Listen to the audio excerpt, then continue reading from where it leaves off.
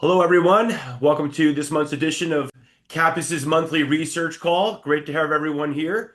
I'm Ed O'Dowd of Capital Institutional Services, and welcome back all our existing clients and people who have joined us on the call in the past. And we welcome anyone new who has joined us for our monthly research call, where CAPIS brings content from independent research providers from all different disciplines. Today, we're excited to have Markets Policy Partners on the call with us. And for those who don't know, they are a firm that looks at kind of the big picture, geopolitical scene, politics, the markets, macroeconomic environment, and kind of everything intertwined in that. And so we always enjoy having them on. And today will be a great day for that because there's a lot going on, obviously. So, John, welcome. Yeah, yeah, it's great to be here, and thanks again for having us back, Ed. It's always terrific to be on with Capis, and thanks for everybody for joining.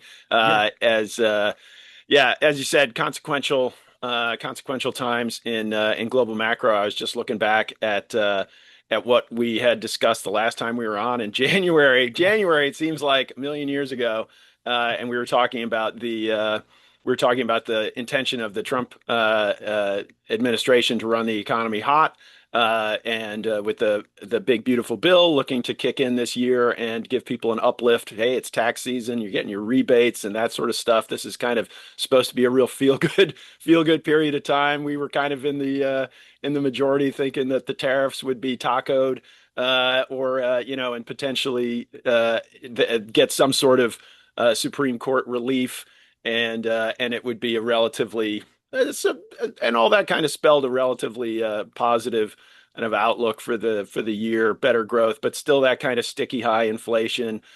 Fed cuts we thought were overpriced, that sort of thing. Well, uh, we didn't necessarily foresee. We didn't. Our crystal ball didn't necessarily foresee that we would be in a conflict with Iran at this time, and so that is clearly, sucking all the oxygen out of the room when it comes to the macro side. It's the World Bank IMF meetings this week here in Washington, D.C., and we're running around between all the various meetings. And I think it's fair to say uncertainty is quite high.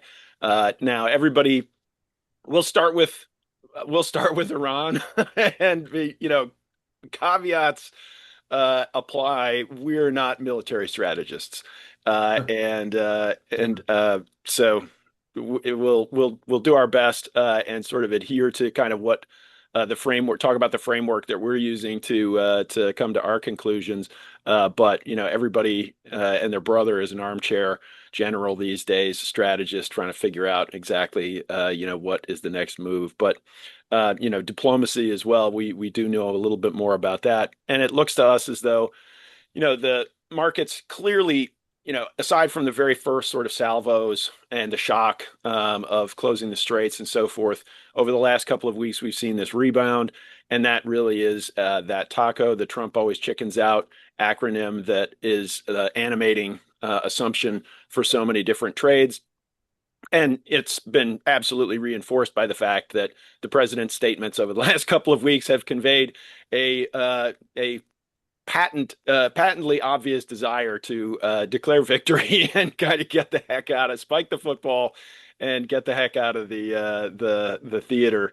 And so the question really is, do we get there from here? Is there going to be some sort of near term solution? Everybody's kind of looking at the clock, and everybody knows that the longer the Strait of Hormuz stays shut, and the other strait that the Houthis can shut, that's another potential swing factor.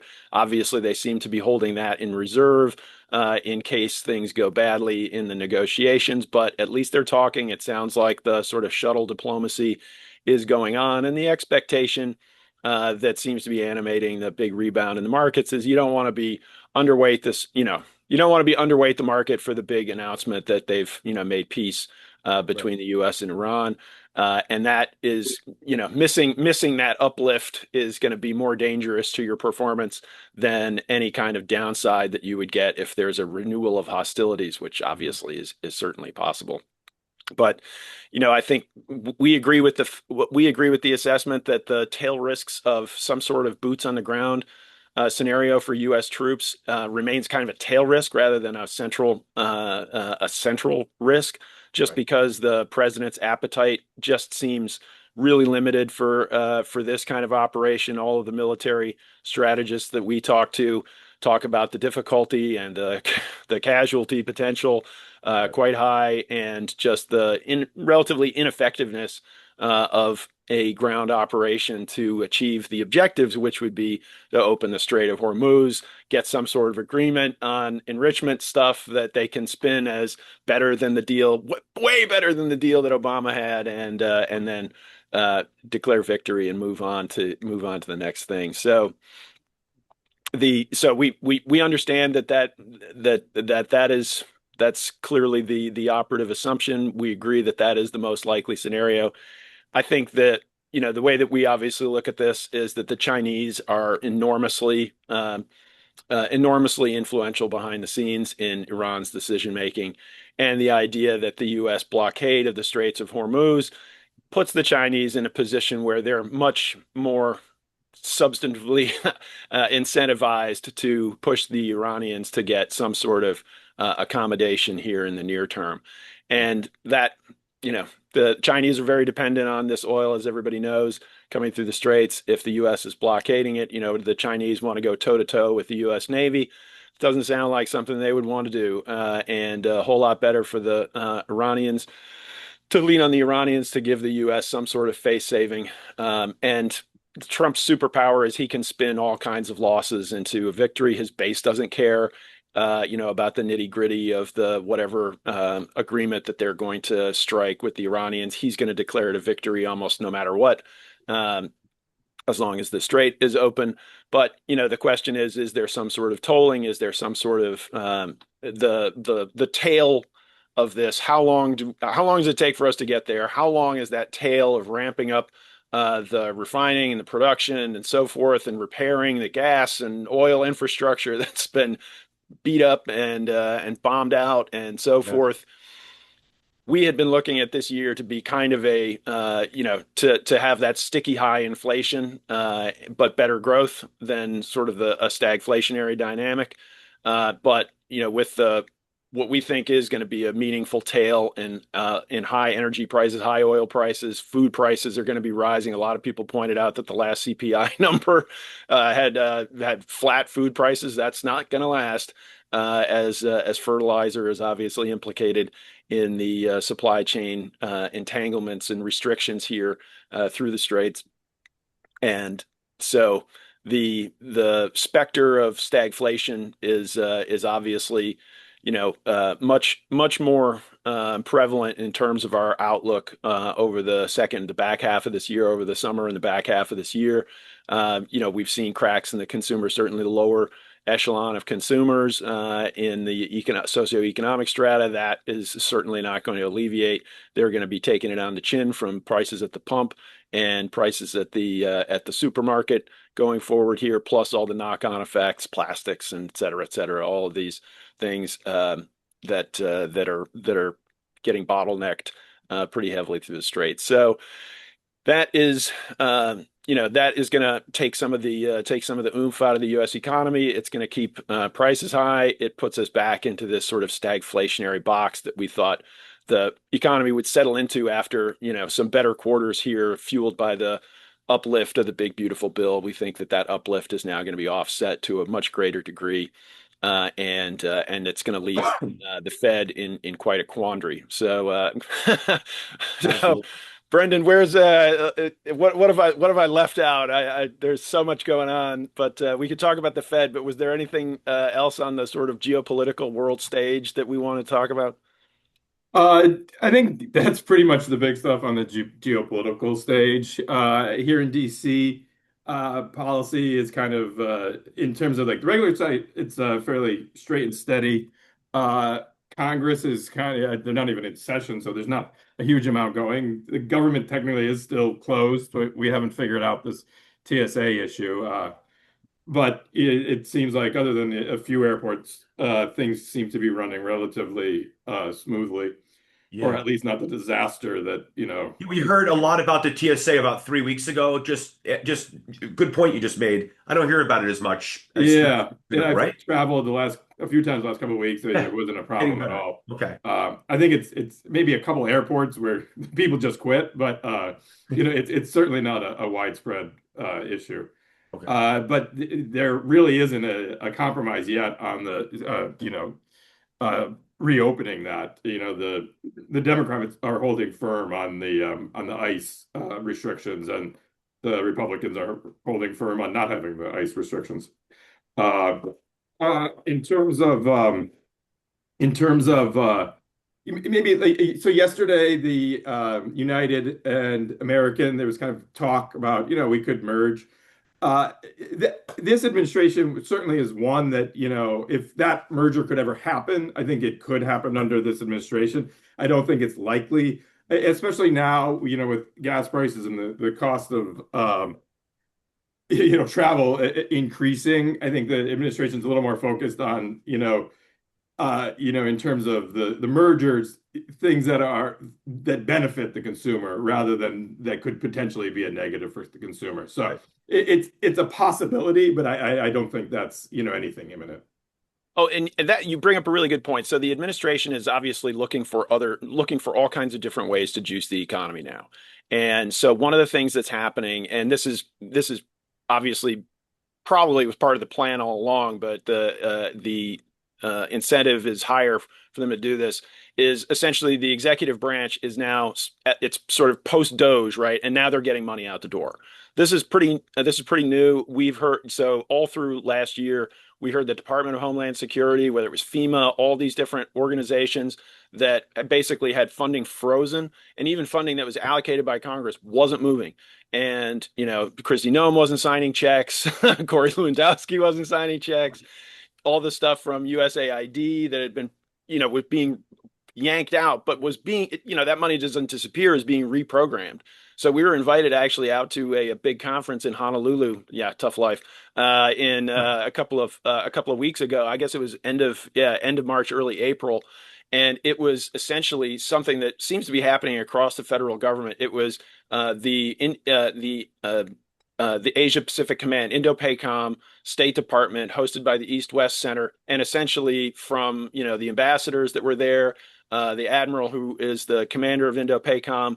The message was America's back in business. We want projects to fund. We've reprogrammed and realigned all of the different ways in which money flows, and we're back in business.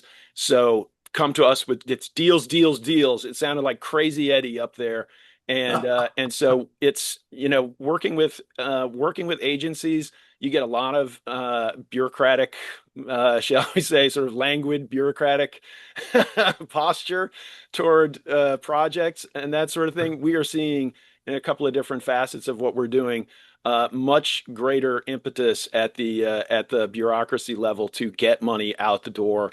Block grants being made by FEMA again. We're hearing that.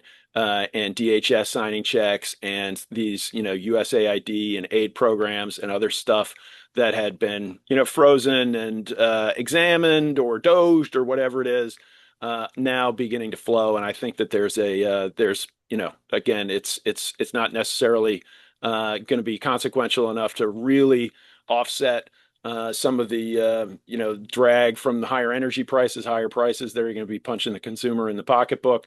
But it is emblematic of the interest that the federal government has right now in sort of getting things, turning as many dials as they can in the direction of growth, and so noteworthy there. Let's see. Moving on to the Fed.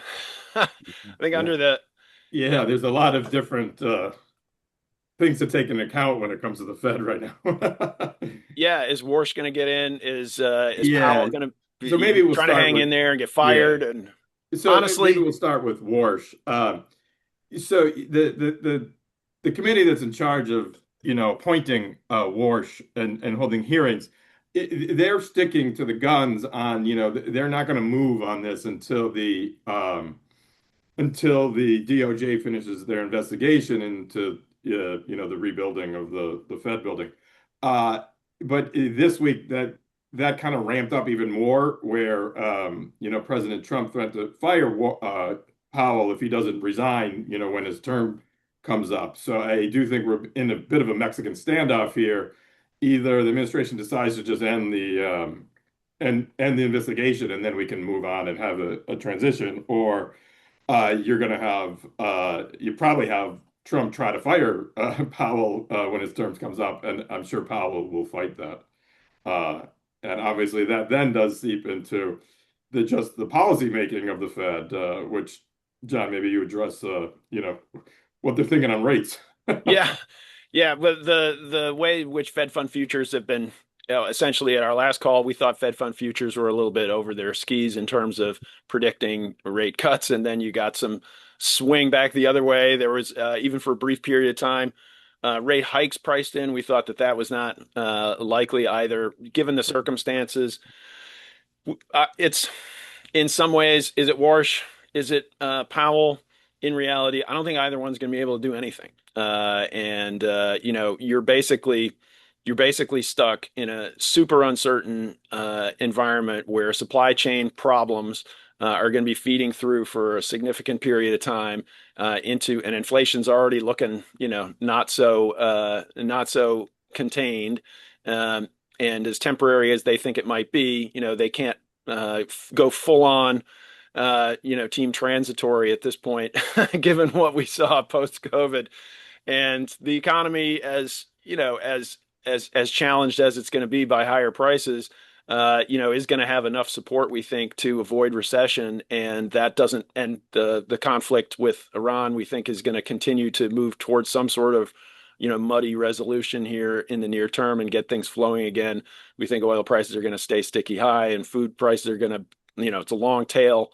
But the uplift of the big beautiful bill and some of the other stimulus that's going to be coming through to the economy and just the fortitude of the American consumer in the face of all this uncertainty that they've demonstrated year after year.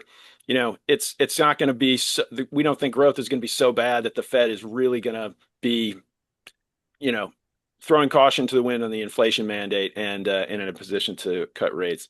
So the uh, I guess the tail risk would be, I mean, Warsh, right? Honestly, like the guy must be. If I were in his shoes, I'd be hoping that things drag out, Yeah, and I before, think, Yeah, and, yeah. and I make don't it have to through the start for hard like times another. and then come over when the policy is obvious. Yeah. He is, if he gets in at the appointed time and he takes over essentially in late spring, early summer, he is going to be in an awful position because it's clear what the policy should be, which is basically sit tight, you know, say you're watching, you've got lots of uncertainty, and his phone is going to be blowing up with the president in his ear telling him to cut rates. And, I put you in there. I put you in there to do one thing, cut rates. And what are you doing? And we remember how fast President Trump turned on his nominee, Powell. Boy, Warsh, it could be even faster if he gets in there and sits on his hands and says, we're totally in wait and see mode. You can, particularly with the midterms coming up and the polling the way it is for the Republican Party, you can see the president's head essentially exploding over this. Is even if Warsh proves pliable, is he going to be able to drag the committee to rate cuts that don't make sense on a policy basis? No, he's not. And so he's just going to have to take the abuse that might be directed his way and try to find other ways like back channels. I guess it's like, he's got some personal connections with the Trump family and try to use those to get the president off his back. But he's not going to be pleasing the man who put him up to this job by sitting on his hands. But I think it's almost certain that that's what he's going to have to do. Brendan, what do you think? Do you think Well, there's he any just he chance that he did can? begin the process, so he disclosed his financial assets, and he apparently is quite wealthy, so he might be able to bribe them. Yeah. I mean, is there any way, Brendan, in your mind that I mean, inflation it's going to be way above target and growth Yeah, isn't going to and be that also just bad. we measure it. It gets reported, a month and a half after it actually happened. So all of the energy prices are already built in. And the other thing that I think is underreported is all the other petroleum products that are created from, oil and natural gas. And I think that situation will be very similar to what happened in COVID. We shut down and we didn't produce that, and it just takes, 6 months to kind of play catch up. And a lot of those products are very important in technology products, semiconductor chips and things like that. So I don't think it's recessionary environment for the global economy, but just because we come to an agreement and we reopen things, it's going to take a while to get back to full production. Yeah, it just seems like the Fed is going to be in do no harm mode, and if your policy choices either cut or raise create greater danger, then you're just going to be sitting on your hands and Yeah, watch. and especially, after the experience of COVID and, inflation being transitory, and it proved to be a lot stickier than they thought. So, the after that experience, I think the risk is, we'd rather have some lower growth than lose our credibility on the inflationary front. Yeah, I mean, particularly if you come into a bad situation like that. I mean, the other way to look at it is there only greener pastures ahead. It It's can't almost get any like worse. if you, yeah, I would almost start in day one and say, my policy didn't create this mess, so now Yeah. let me try to fix it. But I completely agree with you. Into an inflationary environment, how are you cutting? Like that might drive the administration nuts, but how can you possibly do that? Yeah, you just oh, won't Step the have the vote. stagflation. Yeah. Yeah. I think the back end of the yield curve would have a real problem with a what would look like a completely misplaced Fed easing cycle. I think it would be a huge issue. And the back end has been, a little bit chancy with the term premium, the concerns about the fiscal situation. Mhm. I don't think those fiscal concerns are going to get any better anytime soon. And we were talking a little bit before the midterm elections coming up. That is, it's going to be a politically very fraught atmosphere. It is not going to be a feel good kind of kind of event for the country in a whole lot of different ways. And the expectation that the Trump administration was going to be sailing into the midterms with a really good economy and the winds of that at their back. I think we can, as we said, we've revised our expectations, as of most people, pretty significantly to much more adverse consequences. So what already looked like a tough road for the Republican Party looks like it's going to be an even bigger challenge. Is the Senate in play? That's really tough. I mean, the Democrats really have to run the table to get the Senate. And so likelihood is they take the House back, but don't quite get there on the Senate. But the risks are skewed, I think, toward a blue wave election. Yeah, Particularly if especially with the prices going up. That was a big reason that, the voter blamed Biden for it, and Trump did a great job on running on that. And on the flip side, this election will completely reverse course, and the Democrats will run on lowering prices, and the president will have to defend higher prices as being transitory. so nobody thinks this is so there are lots of things that you hear the about the House is going to impeach Trump when it goes Democrat for sure, right? And then it always just never goes anywhere from there Yeah, because then you have to we've go to the learned that Senate. impeachment is a lot less scary than than it sounds. But yeah, it's only because you have to go up to the Senate, and Yeah. nobody actually thinks it's going to happen. But there have been at least like some stray thoughts that the Republican senators hate Trump. So many Republican senators hate Trump so much that it's maybe not. It's a vanishingly small possibility, but there are some people that are sort of daring to imagine the impeachment goes up to the Senate for at least Yeah, like a because this trial. But midterm does have the largest number of Republicans choosing not to run again and just retiring. right. So you do have a weird dynamic there on the Republican side. Are some of them just aging out, I guess? They're just sick of playing the game. They don't like the job anymore. Yeah. Yeah, I mean, legislatively, I mean, they did the big, beautiful bill, but that's pretty much it, right? And then it's essentially a situation in which, I mean, Speaker Johnson has run the House essentially as like a wing of you know, it hasn't been, particularly independent of the executive branch's whims, and so it's there's not that much to do if Right. you're in the house, and it's an uncomfortable situation for a Okay. lot of members. So Yeah. um, You yeah, maybe mentioned pause there for some questions or sure, thoughts. absolutely.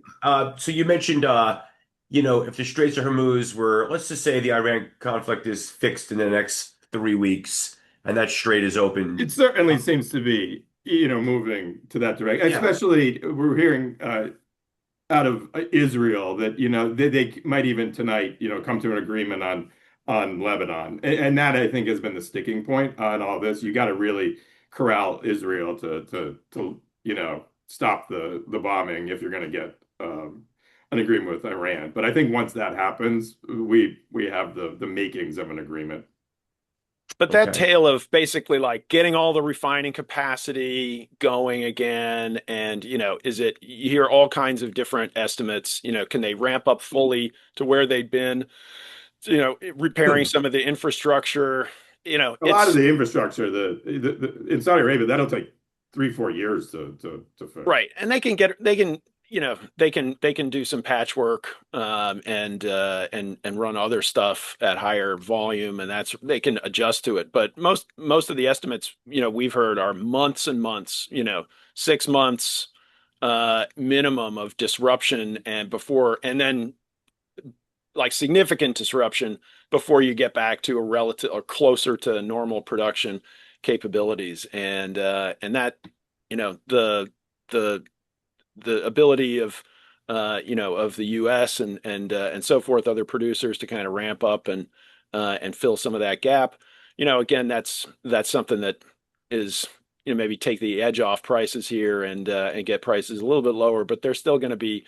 It looks like this is the kind of thing that puts them in a higher equilibrium, right? And you've got even if you're getting some of the relief in the relatively short term, disruptions have months long tail, and the lasting risk premium. If you know that Iran now has a complete chokehold over the straits, and maybe Israel hasn't quite finished with them, and the insurance rates, who knows, maybe there's a mine still floating around out there, Yeah. right? Yeah. It's Who one of knows? those scenarios where geopolitical risk premium and the insurance rates and all that stuff would just reset to a higher plateau, even though they wouldn't be at the crazy levels they're at now. But I gotta believe, even like one thing is the supply side, but of the oil, but Iran, if they cannot, if it's going to take them a couple of years to kind of get back on track, it's got to kill their economy in terms of not being able to get that oil revenue, not be able to produce oil, sell oil.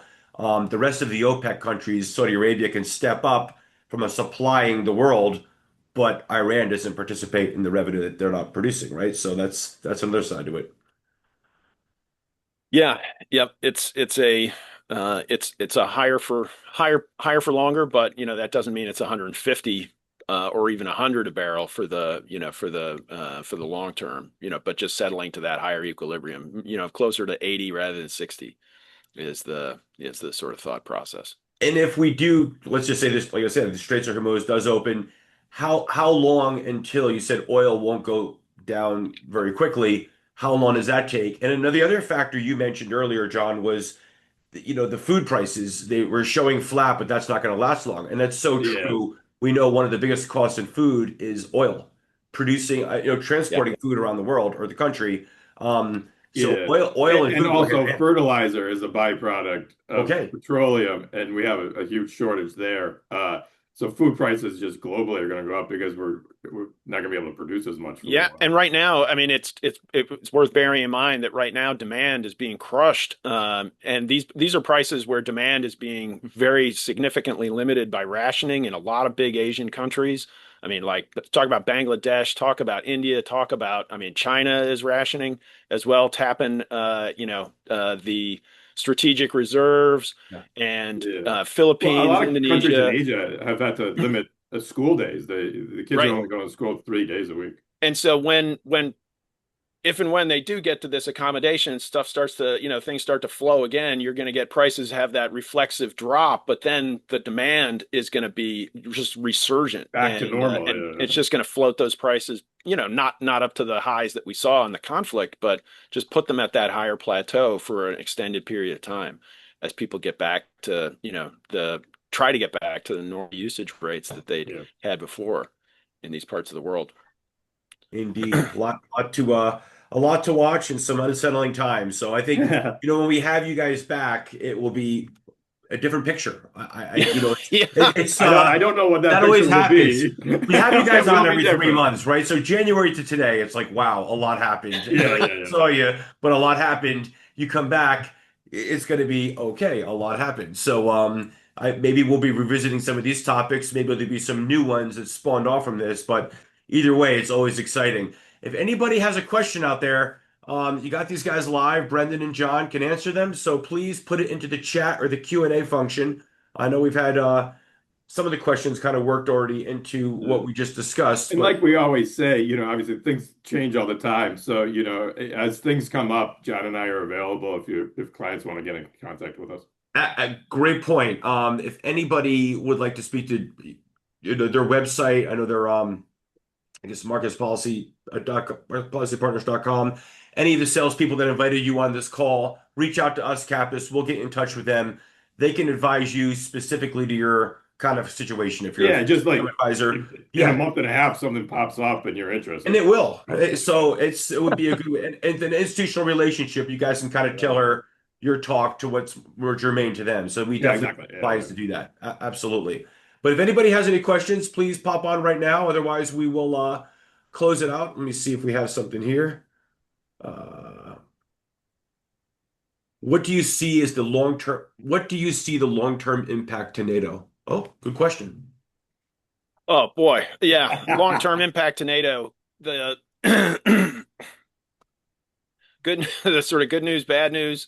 I think it's pretty clear that, well, NATO has taken a lot, taken on a lot of water, I think, over the past few years, and it isn't as nearly as uh, rock solid as it used to be in terms of just the conceptualization of NATO, right? With President Trump threatening to pull out, he can't legally do that. But at the just by saying so and by having the commentary that he's got about NATO, the threats to Greenland obviously were weakening to NATO and so forth. So the as a as a cohesive alliance and a bulwark against Russian aggression in Europe and the Arctic and elsewhere, you'd have to say that NATO is depleted. The counterbalance to that, and maybe the glass half full, is that European countries are going to be spending a whole hell of a lot more on defense. And the wake up call has finally appeared to start waking people up in Europe. Obviously, as you get closer to Russia, those budgets are much higher as a percentage of GDP. But the idea that Europe is going to have to pull up its socks, stand on its own 2 feet, and advocate for its own defense, and be able to back that up with the hardware and the manpower and the woman power and the ammunition and so forth. They don't have a choice, and that seems to be that's the good part. It would be terrific if you could have both, a cohesive and allied, arms linked NATO against Russian aggression in the region, and the Europeans robustly rearming. But it looks like it's going to be one and not the other. Okay, good answer.